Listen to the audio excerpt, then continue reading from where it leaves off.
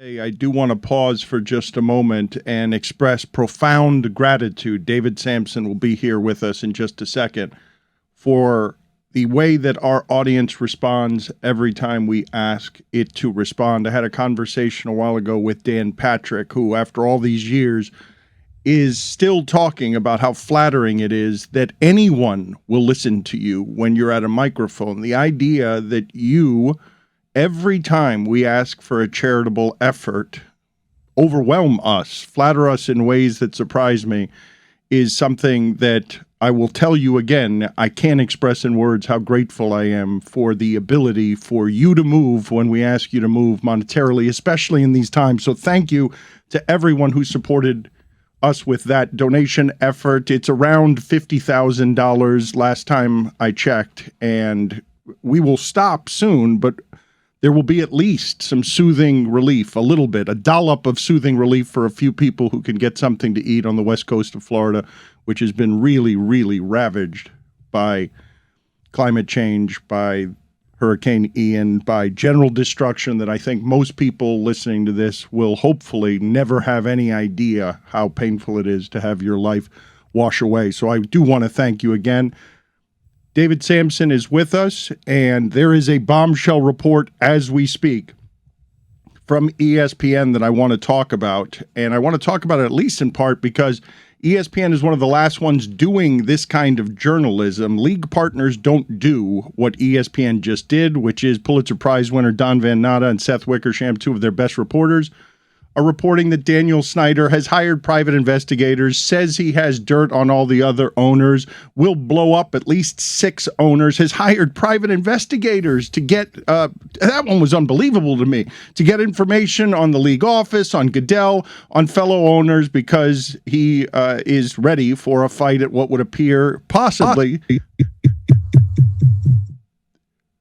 what would appear to be possibly the beginning of the end, although I've been saying that for a while about Daniel Snyder. So we bring in David Sampson now. Thank you for joining us, sir. What did you make of this report? Because I could have guessed some of it, but the league clearly doesn't want this. They have, according to the report, threatened millions of dollars in fines to anyone who leaks this kind of information anonymously, and yet it is getting leaked. And I don't think Amazon's going to do this in the future, or anybody who gets a league partnership with the NFL, but ESPN is still doing this kind of reporting. So, David, what was most interesting to you about what you read?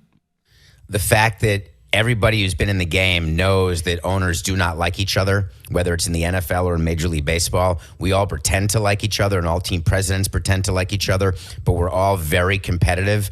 But there is a line that you cross and that you do not cross, And the line you do not cross is that when you know something, and we all know stuff about other people and other people know stuff about us, you are not using that as a sword. You're using that as a shield. And what Daniel Snyder is doing, this is what is being reported, is that he has now decided to switch it from a shield to a sword, where he is now going to the league office and going to the owners and saying, listen, you better stop.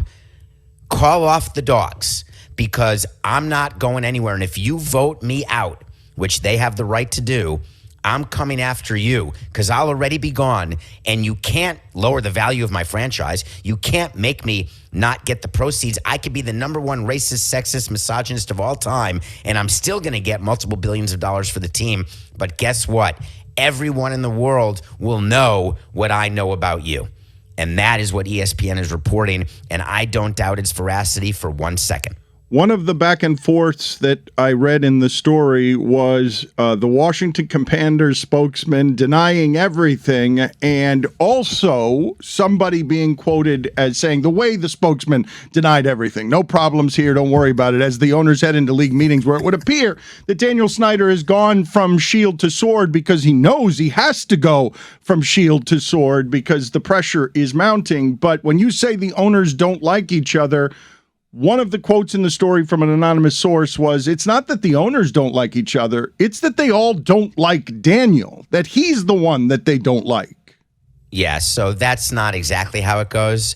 There is a gradation, right? So you don't like anybody, but you like some people more than others. Daniel Snyder is like Artie Moreno is the example in baseball, where it's not kumbaya between owners in Major League Baseball. It's not like 4 times a year they sit around at owners' meetings and they pretend to have drinks and sit at a dinner in their assigned seat, and then they go along their merry way. But there is sort of a pecking order of owners they don't want to be around, that they would prefer not be in the game. And Daniel Snyder's at the top of that list the way Artie Moreno is in baseball.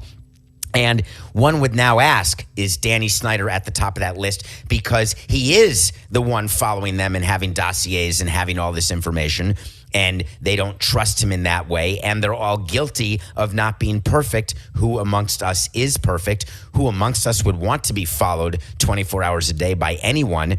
That would not be great for just about anyone I know, me included. Therefore, what's next? And I think that ESPN needs to think about this, and the NFL needs to think about this. And I want to mention the timing because we haven't yet. The Commanders play tonight. Amazon has a huge decision to make tonight with Al Michaels. Are they going to discuss this? And that will be done in consultation with the NFL. And I can bet you dollars to donuts, this story does not come up on the broadcast. How many donuts? Usually just a dozen. Yeah. That's about like what, like $8? $8 for a dozen donuts? So you're betting $1 to $8. That's what dollars to donuts I usually say is 1 to 12, like a dozen donuts. I actually don't know, Whittingham, what a box of donuts goes for anymore. Is Yeah. it indeed $8? I would Well, it guess like depends. 7 and change. It's a lot of donuts. Where are we too. going? Dunkin'? Are we going to like a Mojo Dunk- Donuts? Dunkin' like a is the fancy cheapest, Krispy donut? right? Kreme, right? Should normally be, when you get a dozen hotties that are glazed, you're going $6.99. Last I did it, which was 7 years ago. Bimmel sometimes when he's in town will get these donuts. They need to get over themselves, honestly. It's like 6 of them. I bet they cost $38. They're like small cakes. Yeah. Yeah, Do Dunkin'. you think Bimmel expenses the donuts? 100%. Yeah, Those he are does, from yeah. One Dan. hundo. Yeah. Dunkin' Donuts and Krispy Kreme are the cheapest ones, aren't they? Regarded as Most affordable. Krispy let's say. Kreme just melts in your mouth. Oh, it's the best. Like actually going to the place, the flickering light. Oh, it's the best. I've got David as a jelly donut guy. no, too Nope. messy, too messy. He's not Too gonna. messy. He's gonna Not- want something. He's gonna want like a cruller or I something. feel like you're just generally not a donut guy on the basis of what gets on your fingers. So I don't eat donuts except once in a while on a Sunday game. We'd have donuts in the clubhouse, and I would have a quarter of a half, which is obviously an eighth. But then when I lost my taste, I tried a donut about 6 months ago during the summer, and it tasted like cardboard, and that was the end of Do you my have it donut back, eating. by the way? no. Still not back. That is insane. I've had COVID twice, and I never lost Well, no, taste. he's lost. I mean, it would appear It's gone forever. It's gone now, is it not, Well, David? they're doing studies. I was just contacted actually because obviously I've been trying to get help for this because it is incredibly depressing and frustrating. And they're now studying long COVID smell and taste losers. And there could be in the next year a place that I can go where they're going to have contraptions, or I don't know if they maybe change out your nose hairs or something that could maybe fix it, because I really would like it back. I genuinely feel bad for you, David. Yeah, That it's terrible. sounds It's terrible. depressing. fucking awful. I'm sorry for cursing. That was No, unnecessary. you're not. Sorry, you wouldn't have done it. The depressing part is that I still go to nice restaurants and I just assume that I order wrong every time, and I don't get the enjoyment that the people I'm with get, and that's annoying to me. But it's not like I've gotten thinner or fatter. I still eat the same things I eat. I just can't tell the difference with what they are, and that's annoying. Wait, you're getting nose hair implants? Well, no, I'm saying that I don't know what they're going to come up with, but I'm willing to do any of it, right? No nose hair. My nose hair gets waxed, so there is no nose hair. What would you pay?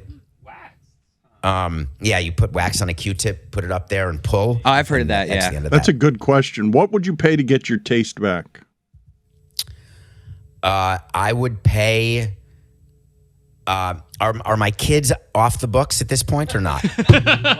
Like you're giving away So your that much. children? How old am I? Yeah. How about we do it as percentage of net worth? This is not an indictment. This is an indictment of the kids. This is not telling you how much he wants his taste back. I have to be very careful how I answer because people will listen and get back to my kids on this. So the answer You're is the one who volunteered them. We weren't I would- thinking that I you were would going to pay- offer them up in exchange for donuts. I would certainly listen. I would stop paying rent for at least 2 of my children in order to get my smell and taste back. You would make them unhoused people. You would banish banish your kids to a life of no shelter in exchange. A life of a walk up without a doorman. Oh my God! I love you eating in a fine restaurant, expensive, with your taste back, and your unhoused kids looking through the window because you betted away in order to eat there. I want to be his kid now, honestly. Yeah. No, you don't. I was not a good father. You have a much better father, Chris. He doesn't pay my rent. Are you sure?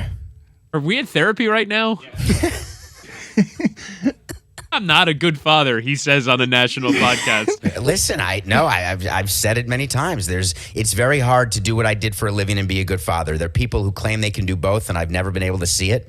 And I've tried, and I've gotten help over it. And there's no way to be a really good MLB team president and be a good father. It just there is no one who can do both. You say you never saw it? You've never seen it?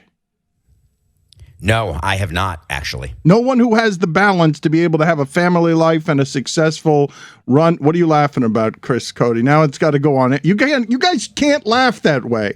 In the middle of a show we're doing. I said under my breath you weren't a good team president either, so you should have been a better father. It wasn't nice. Okay. Can you tell them what it's like? Hold on. I'm not letting that go. Billy, let me just say this. Are you happier now with the current group in Miami than with me? No, but that's part of fandom, especially with this team, right? Like, I'm always going to be mad. Like, I didn't like Donnie. I'm not going to like the next manager. If they hired Joe Madden, I'm going to lose my shit. It's a rite of passage for Billy not to like you. Yeah. Like, that's my fandom, is I don't like my team. Why do you want to be that way? Isn't it more I don't want to be like that way. Your team? Yeah, but you haven't provided me anything to like. So I have to Why not can't like you like them. Moments? Why can't you like That's moments? all I like is moments. I mean, right now, what do I have to like? Miguel Rojas? Like, geez. He's fighting with everybody, blocking everyone on Twitter. You have the Cy Young. That's true, That's yeah. fun. Yeah, but I wanted to go celebrate him the last game of the season, and then they ended his season early so he wouldn't get injured, and, David, I said to Billy the other day, I actually think you are desperately missed because at the very least, Jeffrey Loria's ownership provided the Marlins with an identity. And there are a lot of news stories that made you guys interesting. I have absolutely no feelings about the current Miami Marlins. They might as well not exist. We were always scared of apathy, which is why we would do things that even were negative, because negative was always better than apathy. Positive is the best, but when you only can work with what you can work with. And that is something, and we would compare ourselves to the Panthers because we always thought that there was apathy toward the Panthers in the market. And the ratings would reflect that, and the attendance would reflect that, and the way Yormark ran the team would reflect that, and we just didn't want to be that. And so we spent a lot of time trying to ensure that that wasn't going to happen, and that created a lot of problems for us because it created PR issues. It created the way we ran the team differently, so we were doing things to have these interesting conversations and headlines, even when we thought that they were not going to be impactful or effective on the field. One of the best examples, who hires their GM as a manager, right? That's a great way to not have apathy. It's not a great way to win games. You just said that you would do negative things on purpose just to conjure up a feeling? Yes, I did personally. Absolutely. What's an example of that beyond hiring Dan Jennings to be the manager? Jennings. The way that we would do the Toronto trade in 2012. That's one of the best examples of all time where we could have bled that out and traded one player at a time. And we did it in such a shock way that created one of the most insane sort of tales of all time, TAILS, in terms of an action, and one of the greatest tales, TALES, and kept us relevant and saved us money and maybe made us a better baseball team. The whole situation with the franchise, that was nothing but negative, but for me, I viewed it as positive because of the attention it brought on us. The Showtime reality series called The Franchise, which was gone very soon, but was one of the better ones of those done because it had so much shit in it. This seems like hindsight. Like that you guys were trying to make a good trade with the Blue Jays. You thought that the Showtime show would be like you're turning Let me be clear though, what was not hindsight. We were called by the league. When we did that trade was not approved immediately. It had been the Jays and the Marlins had approved it, but the commissioner had not approved it yet. And he spoke to both teams. He didn't want Toronto to make the trade because he thought they were taking on too much money and they weren't good enough players. He didn't want the Marlins to make the trade because he felt that blowing up the team was fine, no worries, but you don't do it that way. So just do it in a much slower, deliberate way, because then fans won't realize until it's done that it happened. And so there was back and forth conversations before the trade eventually went through. But it was made very clear. We had our PR ready. We had statements ready. I knew I was coming on your show. I knew I was traveling the next day and doing it from Kennedy the way I did it. I don't know if you remember that, Dan, but that show was done from a tram at Kennedy Airport. But all of that, we were very aware of what was going to happen. You think that we didn't know when we hired DJ what was going to happen? Come on. Of course we did. Let's get back to donuts for a second. Billy and both Chris's, have you guys been in a major league clubhouse? Any of you? Yes. So you've seen the spread. It's insane. Explain to Billy and Chris what it is, because me and Chris Cody would really enjoy a tour through a major league, even a visiting clubhouse. For you're walking through the grocery store on great stuff. Like, what other themes did you have? Like, if donuts were was there Taco Tuesdays? Like, what kind of spread we got here? Yes is a good answer, but not Tuesdays. So pregame, you learn what your players. There's been a change. In the last collective bargaining agreement, the change was that you had to have chefs in the clubhouse. It used to be that the people preparing the food, the chef who we hired was the same guy who cleaned the jock straps. So he would go from cleaning their laundry to making their omelets. And the players said, we are willing to give you anything you want in this collective bargaining agreement, but can we please have real chefs in the clubhouse? And we said, that's amazing. We're more than happy to do that as long as we get what we want on the luxury tax and everything else. Ken, we're going to take it out of your pension, but yes. Exactly. It was so ridiculous. We gave them a $50,000 position, and we got from them $4 million of concessions. Just that's why the collective bargaining agreement was so unfair and slanted toward the owners. But what the chefs do is they keep track of what players eat, and they've got very specific needs. So post batting practice, you come in, there's some players who like grilled cheese. There's some players who have certain salads they eat. In the old days, it was McDonald's, and it was chicken tenders, and it was French fries, and it was pasta and pizza and ice cream. It was junk food galore.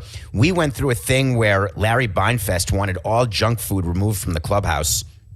And I was livid because I loved the junk food in the clubhouse. And the compromise we came up with is that the clubhouse manager would keep the junk food secreted away, and that it would not be accessible to players except on a special basis, on a one-off basis. And it would be always accessible to me. And the reason we did it is we had to control the weight of some of our players. We'd weigh them every day and keep track. Hey, here's a little nugget about weight. I love you, Gabby, but in the history of baseball, you're the only player who gained weight during a season at Pro Player Stadium. In the history of our team at Pro Player, one guy gained weight during the season, and it was you. It was Gabby Sanchez, and that's it.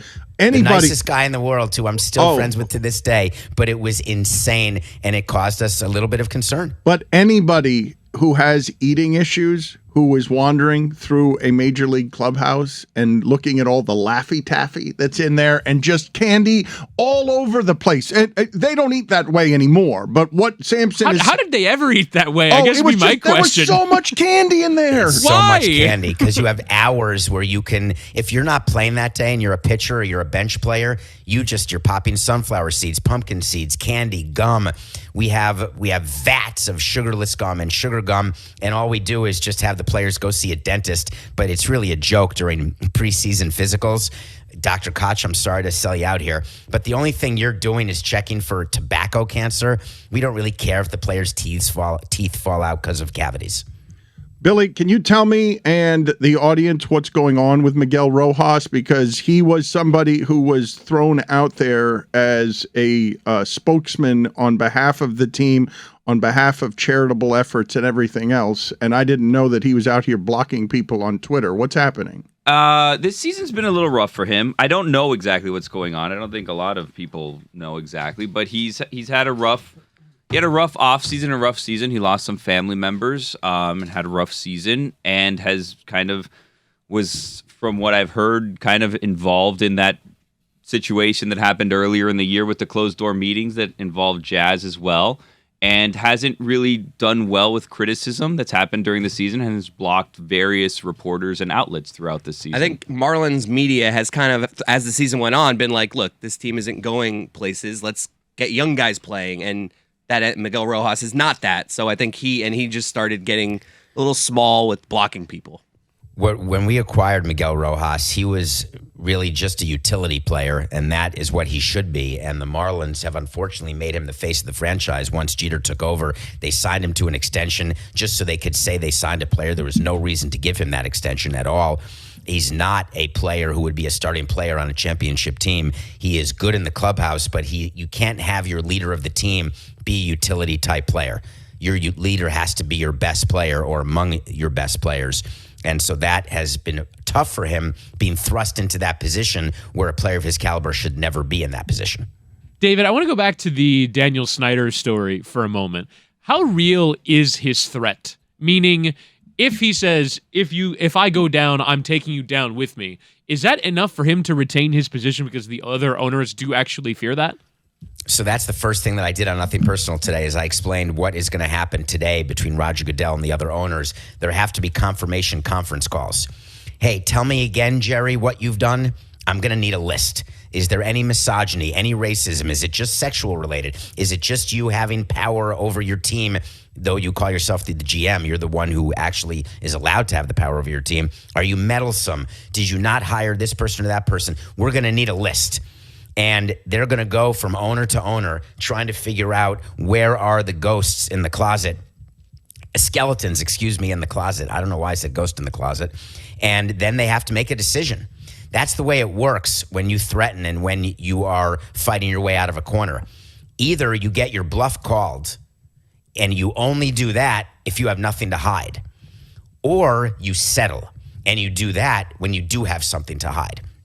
So this next set of circumstances with Daniel Snyder is going to be critical, including giving him a longer runway than they want to, a guarantee that he'll sell within 5 years or within 4 years. Or if he sells now and he gets kicked out now, then that is because the owner said, you got nothing on me. I never go to a strip mall and get a massage. I never have done anything wrong that I wouldn't want to read about in the paper.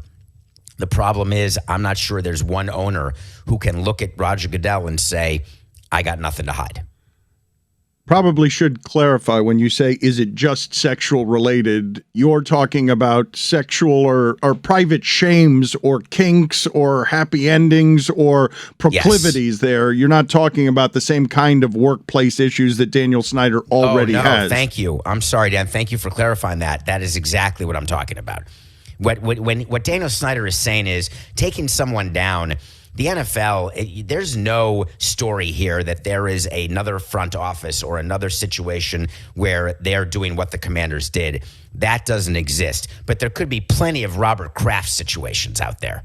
And that would be the happy endings that you're referring to. How rare is it? Because it's not something that I've read before, but I don't know how rich people fight.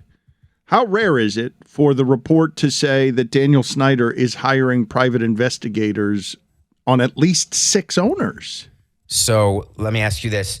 Do you think that there are a lot, some, or a few people who make a living as PIs? Yeah, a lot. And so who hires them? What are they being hired for? This to find dirt, yes. And there's plenty of them around. You can Google it, and they're in every city, everywhere. I'm not asking you how rare is it for private investigators to get work. I'm asking you how rare it is for an owner to weaponize private investigators against other owners. Rare.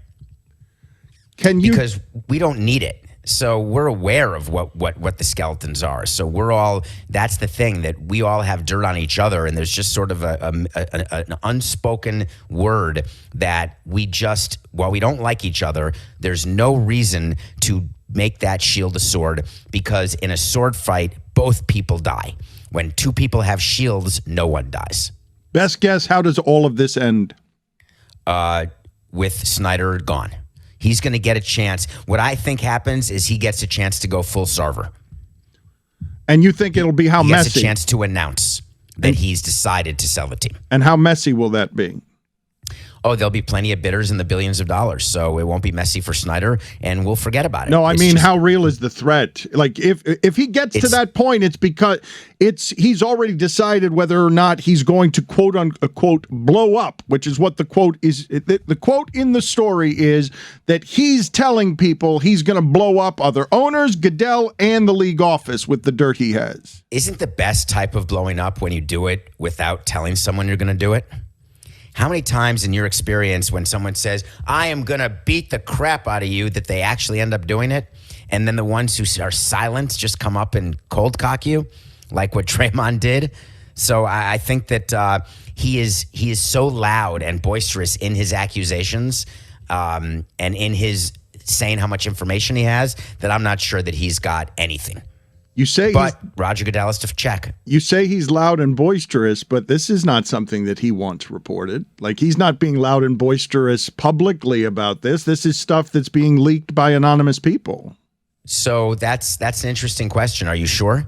I mean, I don't know whether he's one of the leaks or one of the people in his organization or one of the leaks, but they say they talked to more than 30 sources that this is a habit that Snyder has, and I don't know that it's a very flattering habit that he has to walk around pace and think about how he's going to destroy things. So let's talk about it, right? Because it makes him sound like Austin Powers a little bit.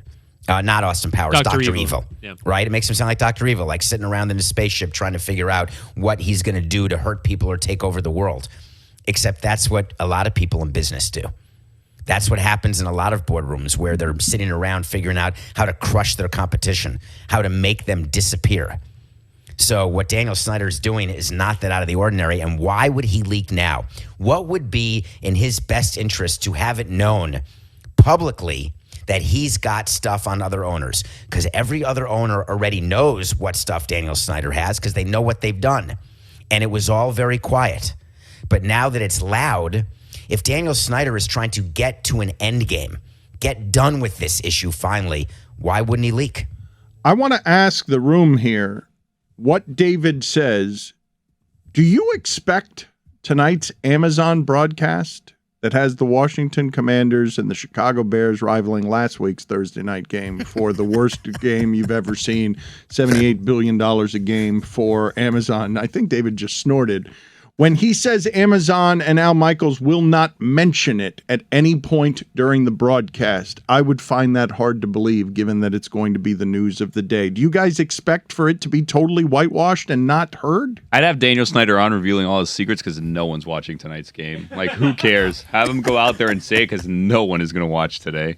I also I'll bet like you dollars to donuts on that not happening. Well, I guess the only way for me that it ends up in the broadcast is if there's more developments, right? And if, like, I think the report in and of itself, I don't think they're like, ESPN reported today that Daniel Snyder is plotting the ruination of other NFL owners. I don't think that's going to happen. I do have one. Hasn't Daniel Snyder already proven himself in this regard? Isn't the entire John Gruden thing perhaps an example of I'll take some people down with me? Because those emails were in association with an investigation into the Washington Commanders, and then those emails got out. Is maybe there's a chance that this is part of Daniel Snyder's plan? Like, he's already kind of proved, hey, I took out Gruden. I'll take you down with me. I have the NFL as having leaked the John Gruden emails, not Daniel Snyder. Well, but it was part of the Bruce Allen investigation into their president, their wrong president. Why would the NFL leak that, David? Oh, they needed a fall person. They needed somebody to take responsibility, that's the whole John Gruden lawsuit, saying, why me? Why are you choosing me? I was one of 20 people talking about how misogynistic I am and how rude I am. But me? And now you're not going to pay me out? Come on. Let's examine this for a second, because I'm wondering if it bothers anyone else. There's a bit of news that will be the biggest bit of news in America's most popular sport today. You guys are telling me that in their 6th game or 5th game or whatever game this is on Thursday night for Amazon, that you believe that the league office and Amazon are talking, and the league office is saying, Al Michaels is getting an order somewhere that comes from Goodell or elsewhere, do not mention this during the broadcast. Without a doubt. Man, I think I'm it's going to not make even a that bet question. with you. I think at least in a glancing fashion, they have to mention it. It looks so. What's a glancing fashion? How do you mention this in a glancing way? It looks bought. It looks like you're bought. When you paid the $78 million per game, you get Bears, Commanders, and Broncos versus poop emoji, and you have to also eat it because you're bought. Like you have no. You're all about principle, not principles. Okay. Are we doing the bet or not? Yes. I bet Okay. you they mention it. I mean, Okay. you're looking at it through a journalistic point of view. They're showing football games. They own the product. They're not going to be telling on themselves like that. Did they tackle the Tua stuff? Like, I know that when Hines went out, they kind of said, "Oh Al no." Michaels says this is going to open up a hornet's nest, is what it is that Al Michaels said on the broadcast. And they might allude to it. Are you talking about like pregame or during the game? Like when they're sitting around at the desk, or like during the game? Because like during the game, why would they bring it up? You know, Well, there's I mean, a game because going on. My bet because is it for is both. the number one thing in the news. It's the number one thing in news surrounding the Washington Commander. What Ron Rivera's quotes about Carson Wentz are more important. That's That coming will come up. That's coming The up. fact that Tua went back to practice, that will come up during the game. The fact that what Rivera did with Wentz, and the fact that the Commanders are not playing well, and that the Eagles are the only undefeated team in football and in the NFC East. All of those things will come up, and I'll do the bet with you, Dan. That's both pregame, during game, All right, post game, we will do start it. to finish. All right, fine. The bet No, is, but you have to pay off these bets. That's fine. Like this is not like How many death between donuts? it's countries. $1 or it's donuts. What do you want? A dozen donuts? I'll get you a dozen donuts. I don't want a dozen donuts. I thought you said the bet was He $1. can't taste them. He doesn't need any more, Dan. Don't you listen? No. He tastes like I cardboard just- to him. I just want reimbursement for expenses. Well, What are you rooting for in baseball? Are you watching last night and rooting for the Dodgers to lose? It is so rough in my position because I want both teams to lose in just about every series that I watch. And when you spend Same. enough years in baseball, right, you just have enough teams that you don't like. You have enough front offices, enough players, and it's such a horrible way to live. So what I've been trying to do for self-improvement is looking at it from the positive, which is no matter what happens in the Padres-Dodgers series, I'm a winner. So that is one, because one of those teams will lose. And no matter what happens, right, when it comes to the Phillies and the Braves, those are NL East teams who I fought against for 18 years. No matter what, one of them is going to be despondent in 3 days. So I'm really trying to change the lens through which I see the playoffs. But in terms of the quality of play, the Yordan Alvarez home run was one of the most exciting postseason walk-offs that you'll ever see. It was just unbelievable if that happened. And I want to root for the Astros because I know how much they want to win one and have there be no garbage cans. So I think Astros and Braves would be a phenomenal World Series. I appreciate your desire to see the playoffs through an optimistic lens, but give us a hater's guide to the MLB postseason. When you're watching The thought of A.J. Preller winning a playoff series makes me sick to my stomach. Andrew Friedman uses money like they have a printing press in L.A., and all they do is bully teams from start to finish. And for them to be rewarded with another World Series, I want them to be known as not a dynasty, but a team that's won one World Series and that's it, where the Marlins have two. The Astros, I don't ever want them to get off the hook for garbage can. Let that be the only World Series they win. Ichiro, I love you, man. But I want there to be still teams that have never won a World Series because that makes the Marlins look better. So don't let the Mariners win a World Series. Phillies, Bryce Harper, I want it to be known that with you cannot win. Period. So the Phillies have to be eliminated. I want the Braves not to be a defending champion because they are known as the team that can win a lot during the regular season, but only a World Series once during that 14-year run and then once last year. If they are known as the back-to-back, the first one since the Yankees, that makes them a far greater story, and I want to minimize their story. That's the Haters Guide to the Postseason. Nothing personal, though. With David Sampson. You can get it every day. The Haters Guide. That was 90 seconds of pure acidic hate. Put it on the poll, Guillermo, at LeBatard Show. When you're rooting for both teams to lose in a game, is the only loser going to be you at the end? When you say the Dodgers bully everybody, what are you talking about there? They have the ability to take on contracts that teams have to. When you have a bad contract and you have a low payroll, you have to trade a good player in order for them to take on a bad contract. And the Dodgers can take on every bad contract because they'll just release the player and not care.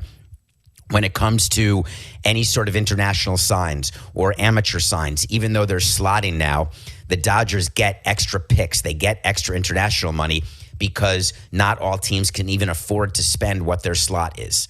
So they've always been able to overcome mistakes. This is pure jealousy, by the way. Make no mistake.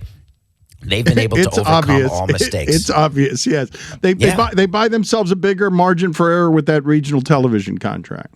It's not even that. It's just they have more local revenue even in gate, right? I mean, the Braves are drawing $3 million. The Dodgers are drawing $3 million, and we wouldn't even draw, 700,000 real people. What is at the top of your hate list? Is it the Dodgers? Because when you say you're rooting for both the Padres and Dodgers to lose, you can say that mentally, but emotionally, when you're watching the ninth inning of the game, something's happening to you. You're rooting for something to happen. You're not indifferent there. No, I'm never indifferent. I'm rooting against the Padres. Why? When it comes right down to it. Why the Padres instead of the Dodgers? Because I don't want A.J. Preller to ever have won anything. Who is the pitcher that was sent here that had bad medical history? Colin Ray. Yeah. Nothing personal with David Sanson. Did you just bring that up, Woody, to needle him? You just Yeah, well, I mean, we should at least offer some context to why David hates A.J. Preller. And by the way, I don't hate him personally. I don't know anything about him personally. I'm talking about the way he operates as a general manager. I don't want that to be rewarded. Do you hope he gets fired? Every day. Nothing personal. By the way, we talk about the fact that A.J. Preller must have photos of Padres owners. We talk about that long before the ESPN article came out because he has survived in a way that no other GMs would ever be allowed to survive. What's the movie you're reviewing for us this week? I was going to do a movie, but now you guys are going to give me a hard time over it because it's a serious movie that requires a conversation, and I don't know how much time we have. So I was going to review the new movie on Netflix, which is called Luckiest Girl Alive, but it requires a conversation. So how much time do we have? Go ahead. Luckiest Girl Alive stars Ashton Kutcher's wife, who was one of my favorite actresses, named Mila Kunis, formerly Macaulay Culkin's girlfriend. Loved her in Friends with Benefits, and she plays a victim of sexual assault, and she plays a part in a massive school shooting a la Columbine. And this Netflix movie combines two horrific concepts: school shootings and rape/sexual assault in high school of a high school girl, and somehow combines them to make them both seem less horrific than they are, and both used as rebar to help prop up one girl's redemption story. And it basically MFs all of the other victims, both of the shooting and in the assault situation, where lives are ruined, families are ruined, deaths occur. And the whole movie is about her. It's the movie, oh God, help me. Coca, what's the movie with the, she won Carey Mulligan. What's the movie with Carey Mulligan? Do you remember? Last year, nominated for Oscar. And she goes through and she gets the ultimate revenge on all these different boyfriends. Oh, yes. It was so good. Yes, I'm forgetting the name of it. Promising Young Woman? Promising Young Woman. Promising Young Woman. Yes. Thank you very much, Jeremy. Promising Young Woman. Who? So, well, Jeremy wrote it in the chat at the same time that you said it at the microphone. And so what ends up happening is it sounds like you're thanking Jeremy. You think that Roy's name is Jeremy. Oh, no. Hi, I know Roy. Hi, Okay, David. but he's the one who said it on air. No one but you can see that in the chat at the same time. Jeremy wrote Never mind. Thank Just you, move Jeremy. on. Roy's friends call him Jeremy. Everybody knows. That's Yeah. fine. Moving on. So Promising Young Woman is a phenomenal movie about the revenge of a woman, but it doesn't have the undertone of these things that are serious real world issues now. And I'm annoyed with Netflix for having taken school shootings, and I'm angry with them for having taken school shootings and sexual assault and put them in this pot and stirred them up and done it all for the purpose of showing the story of one woman and what she does to get back or to get better. So I couldn't get through that the entire movie, and it ruined it for me. So I don't know whether or not you should see it, because if you react the way I did, it's going to be very troubling to you to watch the movie and then to think about it after. When you mentioned, David, because you mentioned the school shooting, and yesterday Alex Jones, this one, a lot of people, as much delight as you can get around a story this horrific from start to finish. Alex Jones is bankrupted, is ruined, now owes almost $1 billion to the grieving parents that he, made happened to make everything worse somehow, making the worst pain a human being can possibly feel worse. He is now on the hook for close to $1 billion with yesterday's news. What did you make of that? Because he denied and created conspiracies around Sandy Hook. I'm just trying to remember whether O.J. Simpson is bankrupt. I'm trying to remember whether the Sackler family is bankrupt. And that informs me that Alex Jones will not be paying $1 billion to the families. That is a jury who is making an example and proving a point. And it is not as though that these families at Sandy Hook can now start buying yachts and Picassos or any of the art from the Paul Allen estate sale that's happening in November at Christie's. None of that is actually going to happen. This is meant to show and repudiate everything that Alex Jones stands for and to give some sort of closure to families. And the dollar amount is not based in reality. And so I think that people just need to be careful. This is not Alex Jones living on the streets, folks. It's not. It doesn't work that way. Okay, but it is going to end his ability to work, and it is going to end his ability to make a career the same way that O.J. Simpson can't make money. But he plays golf every day, and he does just fine. So Alex Jones, he still looks himself in the mirror and believes that what he did is the truth. And he speaks truth to lies and to power and to conspiracy. So his life isn't changing because of this verdict. You've got to be He's kidding. still him. Dave, you've got to be kidding. You get a verdict like this against you, your ability to live your life the same way you lived it before this verdict is not the same. It might not be $965 million of damage, but he is going to suffer from this. There is a penalty here. He doesn't get to just go around life with the same life that he had 3 or 4 years ago. Because of this verdict, you're saying? Yes, I'm saying that while he might not be bankrupted, that this is something that is going to affect his ability to make money going forward in the future doing much of anything. But his whole life is not necessarily based on that. It's based on his voice being able to bring light to these conspiracy and these ridiculous theories that he has. And that's not going to stop. And he's still going to be supported by the other people who believe in the crap that he spews. You don't believe that his life is changed by that verdict yesterday? Everybody's life is changed, right? Every day. So I don't believe that this verdict of $1 billion, he wakes up this morning and all of a sudden is in the fetal position sucking his thumb. I do not believe that. Really? I think there's a clip of him, like while the verdict was being read, soliciting donations and telling people that the donations would not go towards the families because he's declared bankruptcy and that he needs their donations to continue this show. So I don't think he's just going to go away. Do you want to bet that he gets donations? Do you want to make that another bet, that he's going to get plenty of donations? How about this bet? Alex Jones isn't moving homes because of this verdict. I don't know. I can understand like how dismaying dismaying that sounds. Like I think we're just sort of sitting here going, how? Why? No, O.J. Simpson. This is ridiculous. No, but this is the thing, though. Like, look, you cannot tell me O.J. Simpson's life is the same as when he was running through commercials, through Hertz commercials, through airports. That's because he killed people. And Alex Jones. That's not because of the civil verdict. And Alex Jones just got hit with a settlement that will affect his ability to work in the future. You're comparing apples to oranges, Dan. The O.J. Simpson lost a civil case to the family, to the Goldman family and to the Brown family. And he is still golfing and on the Intergoogle doing Instagram videos from all these various places he's at. He doesn't live in a shack. No, but every time that O.J. Simpson is there trying to make money on anything, the Goldmans appear and say, that's our money. Except they don't get it. But every time that he has some sort of business deal publicly, they get in the way where he doesn't get it. He doesn't get it either. Nobody gets it.